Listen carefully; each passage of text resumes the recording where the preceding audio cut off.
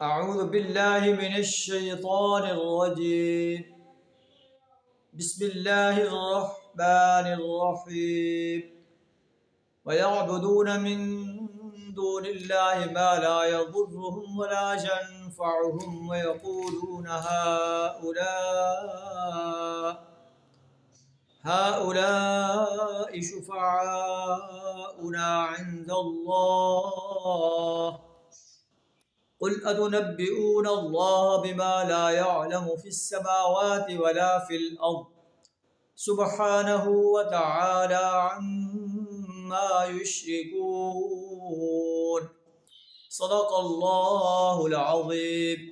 سورہ یونس آیت نمبر 18 آپ کے سامنے تلاوت کی، جس کا ترجمہ کچھ اس طرح ہے: وَيَعْبُدُونَ مِن دُونِ اللَّهِ، یہ لوگ اللہ کے سوا ان کی پرستش کرتے ہیں، ان کی بندگی اور غلامی اختیار کرتے ہیں، ان کی اطاعت کرتے ہیں، جو نہ انہیں نقصان پہنچا سکتے ہیں نہ نفع دے سکتے ہیں، اور کہتے ہیں ہؤلاء شفعاؤنا عند اللہ، یہ لوگ اللہ کے ہاں ہمارے سفارشی ہیں۔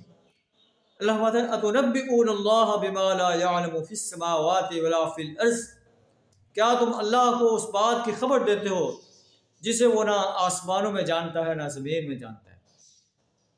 سبحانہ وتعالی عما یشرکون، پاک ہے اور بالا و برتر ہے وہ اللہ اس شرک سے جو یہ لوگ کر رہے ہیں۔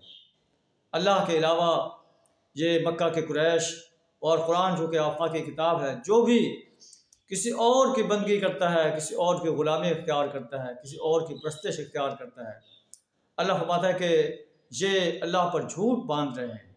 اللہ اکیلا پوری کائنات کو کنٹرول کر رہا ہے، اکیلا وہ ایسی ہستی ہے کہ اس کی بندگی کی جائے، اس کی غلامی اور اطاعت کی جائے۔